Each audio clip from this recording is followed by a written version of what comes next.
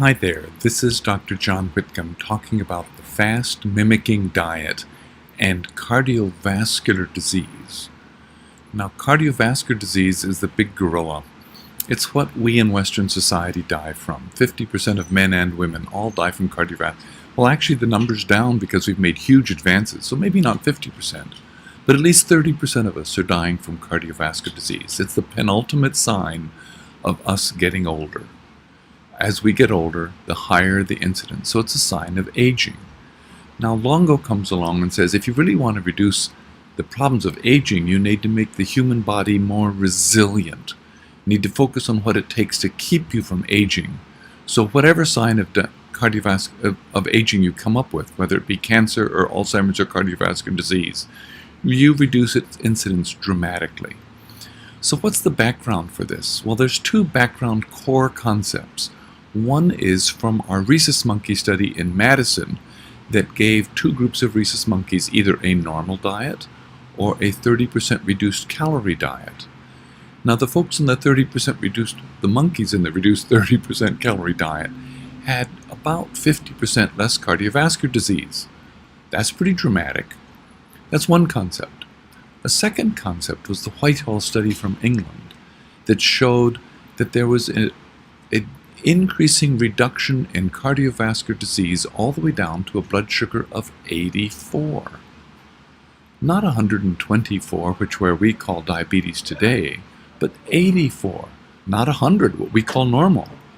84. That's a huge reduction in coronary artery disease when your blood sugar gets down dramatically low. So everything we do to reduce blood sugar should contribute to reducing cardiovascular disease. Now, that's the overlap we find in the fast mimicking diet. So what studies do we have? We don't have large studies in humans. What we do have are comparison kind of studies that are sort of the same.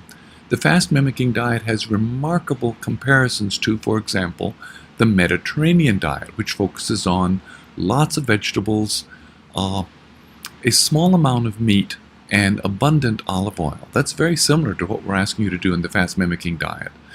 Or we can look at other studies such as the Harvard Professional Health Men study, where we showed essentially that in the one arm where there were folks with low carb but a high amount of animal protein, they had close to a 40% increase in cardiovascular disease. So low carb isn't necessarily the answer if it's focused on animal protein. Another study from Sweden shows that roughly for every 5% increase in animal protein you have a 5% increase in heart disease. And the reason for this is probably because animal protein turns on insulin, increases high blood sugar, just like eating complex or refined carbs. So the enemy is blood sugar and animal protein, and the fast mimicking diet has us getting away from both of those. How can we attribute this or make this integrated into our own lives? Well, Longo calls for you to have a little bit of meat here and there and abundant vegetables. And so what am I doing for myself? Well, I'm on vacation this week at Fort Myers Beach, and I'm trying to have huge salads and some delicious seafood. But we're focusing on vegetables as much as we can. This is Dr. John Whitcomb finishing Fast Mimicking Diet 6 from Fort Myers Beach in Florida.